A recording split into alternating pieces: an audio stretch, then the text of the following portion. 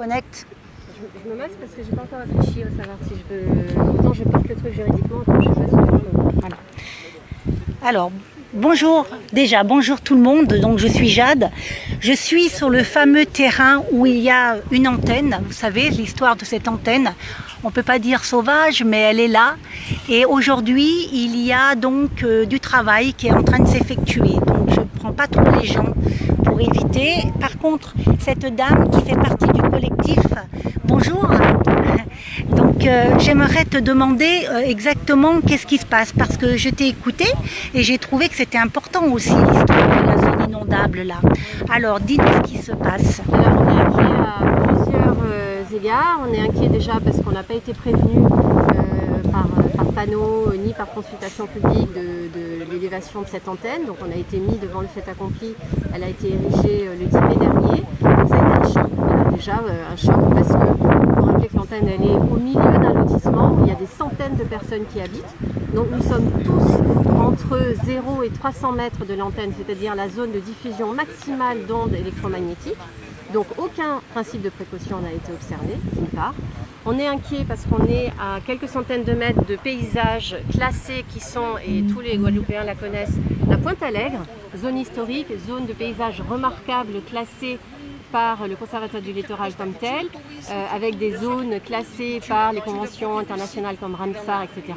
Et cette antenne qui fait 45 mètres de haut alors que le permis de construire en indique moins, cette antenne est visible depuis tous les sites remarquables de la Pointe-Allègre et de la Pointe-Nogent. On ne voit que ça, c'est-à-dire que quand vous vous postez à la Pointe-Allègre sur les plages de Nogent, qui sont des sites classés, qui sont dits comme des paysages remarquables, exceptionnels, eh bien on voit la plage, l'antenne et les montagnes du contrefort du parc national. Voilà. Donc ça, c'est une dégradation de l'environnement qui est énorme, qui est manifeste, qui est cumulative. On a des photos, etc. Allez-y.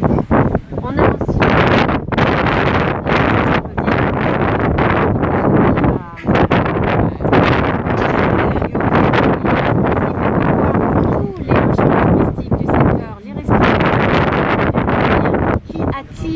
les touristes ici pour le sait, c'est le tourisme vert, la Pointe-Allègre, etc.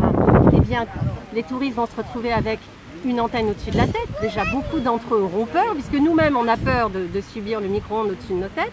Mais ils auront aussi à se balader sur des GR, sur un littoral classé magnifique, en ayant comme contrepoint l'antenne.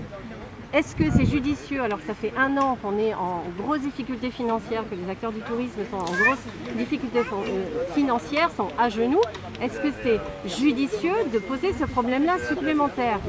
Ensuite, l'antenne est édifiée à 3 mètres d'une ravine artificielle qui a été créée il y a un peu plus d'1 an par le remblaiement d'un terrain de plusieurs milliers de mètres carrés. 3 mètres de tuf ont été rajoutés sur une zone humide. La zone humide, elle avait pour rôle naturel d'éponger les crues de la rivière Nogent.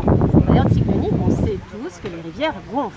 La rivière a besoin d'être absorbée par une zone humide, et ce sont des zones humides avec du marécage pour ne pas déborder sur les habitations autour. Maintenant, le terrain est remblayé. Qu'est-ce qui va se passer? Ça va déborder dans les ravines. Ça va déborder à quelques mètres de l'antenne. On a peur que le terrain érodé s'affaisse. Si l'antenne s'affaisse, ça fait 45 mètres de haut quand même. Elle s'affaisse sur les maisons, elle s'affaisse derrière le Leclerc avec les gens qui travaillent dans les entrepôts, elle s'affaisse sur les voitures qui passent après que les gens aient fait leurs courses. Je ne sais pas si c'est vrai qu'elle s'affaissera, mais on a peur. Alors cette peur-là, on a le droit de la dire. On a peur.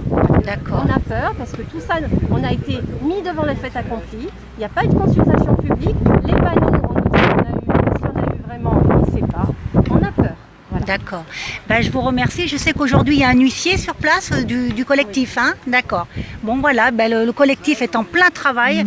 En tout cas, c'est vrai que ce terrain, normalement, est une éponge pour éviter que toutes les maisons soient inondées en cas de grosse pluie d'inondation.